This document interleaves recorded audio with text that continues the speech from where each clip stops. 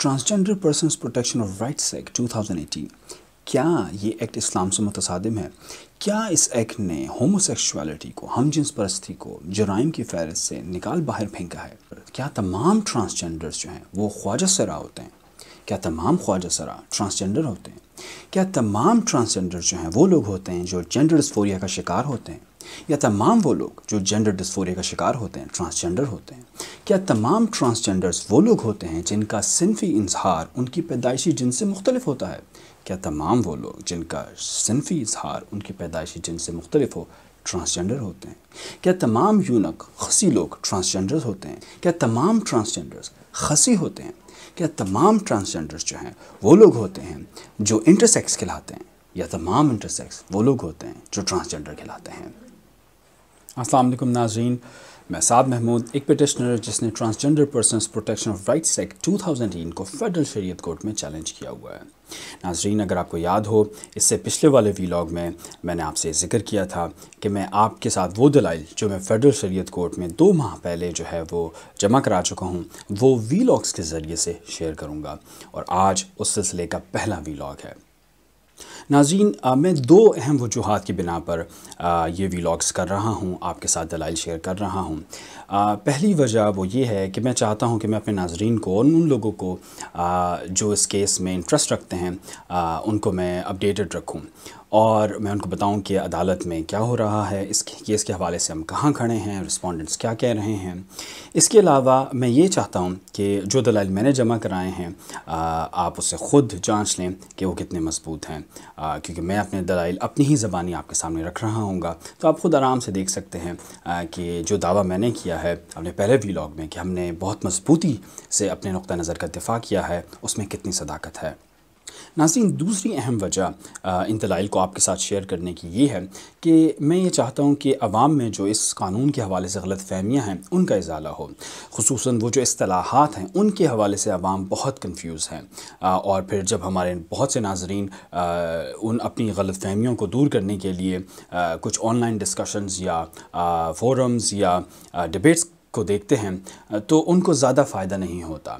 और क्योंकि मैं ख़ुद बहुत सी ऑनलाइन डिस्कशंस और डिबेट्स को देख चुका हूँ, उनमें वही गलतफ़हमियाँ बाज़ दफ़ा जो है वो पेश की जा रही होती हैं और अपना टाइम सर्व करने के बाद बहुत से नाज़रीन को जो है वो ये महसूस होता है कि शायद अभी भी उनको समझ में नहीं आया कि ट्रांसजेंडर कौन है। और वो जो शुरू में सवालात मैंने उठाए थे, अगर उनका जवाब बहुत ही क्लैरिटी के साथ मिल जाए तो नाज़रीन के लिए बहुत आसान होगा ये देखना कि जब डिबेट में इस पे बात हो रही होती है तो कौन सी पार्टी जो है वो बात को सही से पेश कर रही है और कौन सी पार्टी जो है जो झांसा देने की कोशिश कर रही है। नाज़रीन, अब मैं आपके साथ अपने दलाइल के हवाले से गुफ्तगू करूँगा। मैंने जो तनकीद की है उसको 2 अक़साम में बांटा जा सकता है। पहली किस्म को इंटरनल क्रिटिसिज्म कहा जा सकता है। इस किस्म में, इस टाइप में असल में मैंने एक्ट के मुख्तलिफ़ हिस्से लिए हैं और उनको लॉजिकली और कंसेप्चुअली कंपेयर किया है। जो दूसरी किस्म है मेरी तनकीद की, जिसको एक्सटर्नल क्रिटिसिज्म कहा जा सकता है, उसको 3 अक़साम में जो है वो तकसीम किया जा सकता है।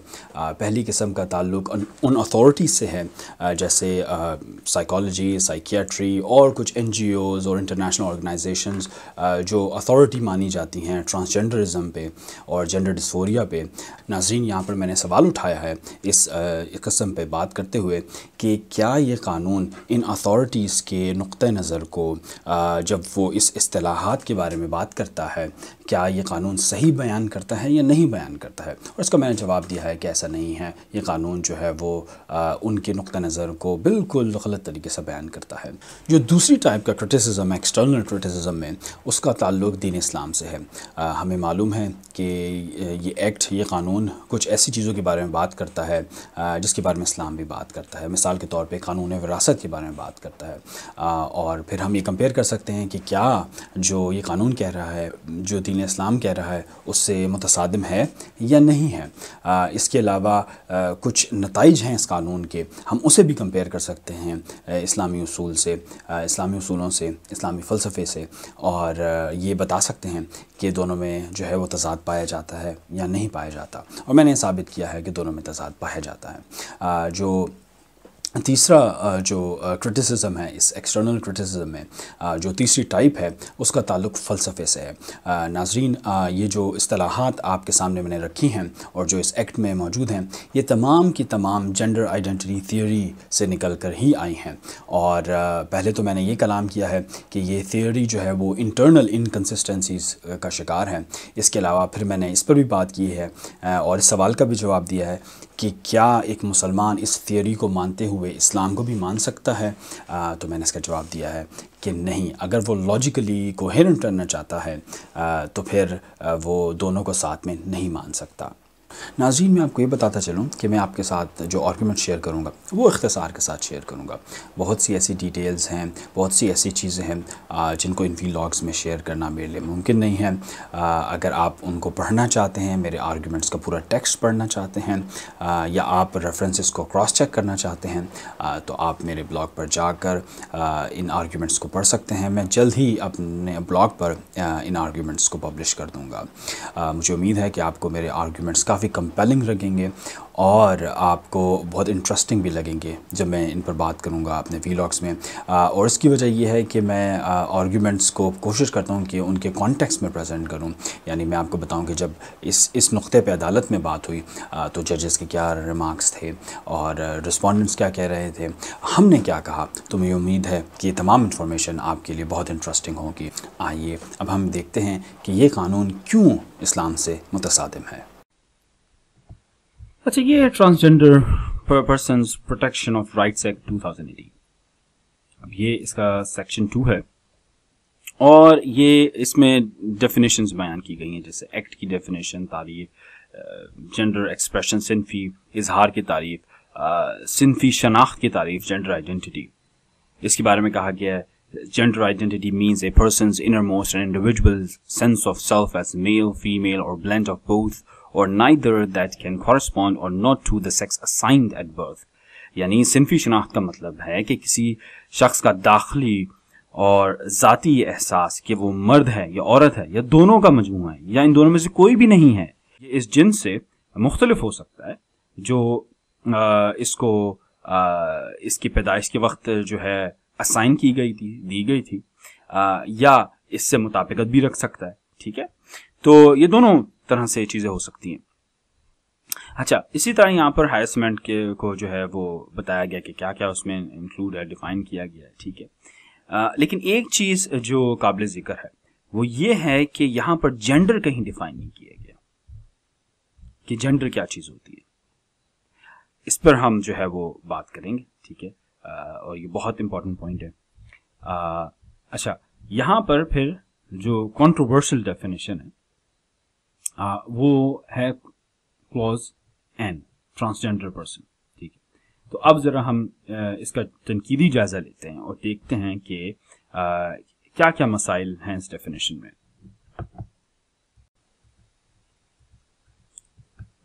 ठीक, तो अब हम इस कंट्रोवर्शियल क्लॉज की तरफ आते हैं। ठीक है, अच्छा, मेरा ये दावा ये है कि the act contains factually false proposition, यानी इस एक्ट में ऐसे क्लेम्स हैं जो हकीकत के एतबार से बिल्कुल गलत है। ठीक है, और इसको साबित करने के लिए हम जो है इस डेफिनेशन को अच्छी तरीके से जो है समझने की कोशिश करेंगे। अच्छा, यहाँ पर क्लॉज एन में कहा जा रहा है transgender person is a person who is. अच्छा, यहाँ पर कहा जा रहा है कि ट्रांसजेंडर पर्सन कौन कौन है। इसका मतलब है एक क्लास डिफाइन की जा रही है। ठीक है, और फिर उस क्लास के मेंबर्स हैं, कुछ ऐसे मामला हो रहा है। ठीक है, और पहला मेंबर कौन है? इंटरसेक्स। ठीक, पहला मेंबर कौन है? इंटरसेक्स। दूसरा है यूनक, और फिर तीसरी जो इसकी सब क्लॉज है उसमें 5 और मेंबर्स जो हैं वो लिस्ट किए गए हैं, दिए गए हैं, लिखे गए हैं। अच्छा, अगर हम इंटरसेक्स की बात करें, ठीक है, तो इंटरसेक्स खुद से एक क्लास है, इसके अपने मेंबर्स हैं। ठीक है, अब इसका मतलब यह है कि यहां पर एक क्लास डिफाइन की गई है और उस क्लास के अंदर सब क्लासेस हैं। जब इस तरह से आप चीजों को डिफाइन करते हैं, ठीक है, इस तरह के क्लास के अंदर सब क्लासेस हो, तो हम उसे कहते हैं, एक टेक्निक है इस तरह से चीजों को डिफाइन करने की, उसे हम कहते हैं डेफिनेशंस बाय सब क्लास। ठीक। अच्छा, ये स्टिपुलेटिव डेफिनेशन भी है और मैं इस पर अभी बात करता हूं क्यों मैं कह रहा हूं कि ये स्टिपुलेटिव है। यानी ट्रांसजेंडर पर्सन को अपने तरीके से डिफाइन करने की कोशिश की गई है लिटरेचर को छोड़ के, ठीक है। लिटरेचर को जो है वो कोई अहमियत नहीं दी गई, बल्कि खुद से ये जो है जब आप डिफाइन करते हैं चीज़ों को तो हम उसे स्टिपुलेटिव डेफिनेशन कहते हैं, ठीक है। तो ये क्लास है, ठीक है, जिसमें सब क्लासेस मौजूद हैं। अच्छा, पहली मेंबर सब क्लास कौन सी? वो है इंटरसेक्स, ठीक है, इंटरसेक्स। अब इंटरसेक्स कौन होते हैं? जो पैदाइशी तौर पर नाकिस जिन्स रखते हैं, ठीक है, जिससे हम खुनसा कहते हैं। उन्होंने खुसरा लिखा हुआ है, ये बड़ी कंफ्यूजन है, इस पर भी टाइम मिला तो बात करेंगे कि जो पैदाइशी तौर पर नाकिस जिन्स रखते हैं और मर्दाना और जनाना, ये दोनों खुसूसियात इनमें होती हैं। यानी मर्दाना और जनाना दोनों तरह की जिनसी अज़ा और अलामात के हामिल होते हैं, ठीक है। तो फिर उसके बाद हमारे पास आते हैं यूनिक, ये भी एक क्लास है, ठीक है।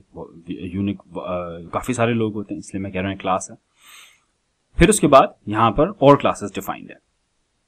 अच्छा, अब यहां पर एक अहम सवाल उठता है, वो ये उठता है कि इन्होंने स्टिपुलेटिव डेफिनेशन क्यों चूज की और फिर इस तरह से चीजों को क्यों डिफाइन किया। ये एक बहुत अहम सवाल है, क्योंकि जो ट्रांसजेंडर पर्सन की जो डेफिनेशन है लिटरेचर में, ठीक है, और ये डेफिनेशन ऐसी चीज है कि इवन के जो एलजीबीटी के सपोर्टर्स हैं ना, वेबसाइट हैं, लार्ज जैसे है और वेबसाइट्स हैं, ठीक है, और ऑर्गेनाइजेशंस हैं, वो उनका लिटरेचर देखें, वो ऐसे डिफाइन करते हैं कि यहां से वो डेफिनेशन शुरू होती है एनी से और यहां पे खत्म हो जाती है, ठीक है। अब आप ये देखिए कि इसमें अगर आप गौर कीजिए, ट्रांसजेंडर पर्सन की डेफिनेशन जो है ये है, ठीक है। अब मैं आपको सिर्फ ये बता रहा हूं कि ये जो स्टिपुलेटिव मेथड इन्होंने इस्तेमाल किया है, इसकी इनको जो है वो प्राइस क्या पे करनी पड़ी है। ये ट्रांसजेंडर पर्सन की जनरल डेफिनेशन है, ठीक है। और ट्रांसजेंडर मैन, ट्रांसजेंडर वुमन, ये सारे ट्रांसजेंडर पर्सन में आ जाते हैं, ठीक है। यानी हो क्या रहा है कि क्लास डिफाइन की जा रही है, ठीक है।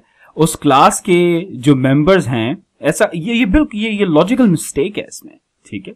ये क्लास के जो मेंबर्स हैं वो इस तरह के हैं कि क्लास खुद भी क्लास की मेंबर है, ठीक है। मैं आपको मिसाल पेश करता हूं। मैं जिस कमरे में बैठा हूं, यहां पर जो है वो मैं बैठा हूं, इसको हम अगर हम क्लास कह लें रूम, इसके मेंबर्स कौन कौन है? मेरा कंप्यूटर, लैपटॉप, मैं खुद, ठीक है, और वो तमाम चीजें जो यहां पढ़ी हैं, यहां तक तो बात बिल्कुल सही है। लेकिन अब अगर मैं कहता हूं इसका एक और मेंबर है और वो है मेरा रूम खुद, तो ये लॉजिकल मिस्टेक है। एक क्लास खुद अपनी क्लास की मेंबर नहीं हो सकती, और ये लॉजिकल मिस्टेक इनसे हुई कैसे, इस पे भी हम बहस करते हैं, ठीक है। तो मैंने आपके सामने भी ये बयान किया कि इनको कीमत क्या अदा करनी पड़ी है इस तरह से डिफाइन करने की चीजें, ठीक है, कि अब वो एक लॉजिकल मिस्टेक कर बैठे। यानी एक पूरी क्लास है, उसके अंदर वही क्लास है, ये कहीं नहीं होता, इट्स नॉनसेंसिकल, ठीक है। तो यहां पर अब उन्होंने क्यों, सवाल ही पैदा होता है उन्होंने किया क्यों है ये, जब ट्रांसजेंडर की डेफिनेशन होती ये इतना हिस्सा है, तो वो उन्होंने क्यों किया? वो इसलिए क्योंकि अगर वो लोग ट्रांसजेंडर पर्सन को ऐसे ही डिफाइन कर देते जैसे लिटरेचर में होता है, ठीक है, तो फिर उनको मासूम लोगों का कंधा तो नहीं मिलना था अपनी कैंपेन को रन करने के लिए, अपनी कैंपेन में मोमेंटम पैदा करने के लिए, ठीक है, एक इमोशनल अपील पैदा करने के लिए उन्होंने मासूम लोगों का या आप ये कह लें कि पिसे हुए तबके का उन्होंने जो है वो कांधा इस्तेमाल किया। अब अगर वो ये तो नहीं वो कह सकते थे कि भाई हमने तो जो है होमोसेक्सुअलिटी को लीगलाइज कराना है, ठीक है, तो उन्होंने किया उन्होंने कहा ठीक है, अब मुआशरे में हम ऐसे तो नहीं जा सकते, हमें कोई ना कोई जो है वो अच्छा जो है रीजन चाहिए, ठीक है, तो हम पोर्ट्रे ये करेंगे कि हम स्पेसिफिक तबके के राइट्स दे रहे हैं, ख्वाजा सरा के राइट्स दे रहे हैं, इंटरसेक्स लोगों के राइट्स दे रहे हैं, ठीक है, उनके राइट्स गारंटी कर रहे हैं, ये मेक श्योर कर रहे हैं कि उनको एजुकेशन का राइट हो, वो आगे बढ़े सोसाइटी में, भीख ना मांगे, प्रोस्टिट्यूशन का शिकार ना हो, ठीक है। तो ये सब जारी बात है, उन्होंने अपना एजेंडा जो पीछे से मनवाना था उसके लिए उनको कोई तो चीज चाहिए थी, किसी का तो कंधा इस्तेमाल करना था, तो उन्होंने ये कंधा इस्तेमाल किया ख्वाजा सरा कम्युनिटी का। इस पर भी हम बात करेंगे, ठीक है, कि कौन होते हैं। और जो अभी हैं वो क्या हैं, ठीक है। तो ये बात तो क्लियर हो गई। अब ख्वाजा सरा कम्युनिटी जो है इसकी प्राइस क्या पे कर रही है, वो हम जो है वो अगली स्लाइड पे जाकर देखेंगे। अच्छा, इस डायग्राम का फायदा क्या हुआ?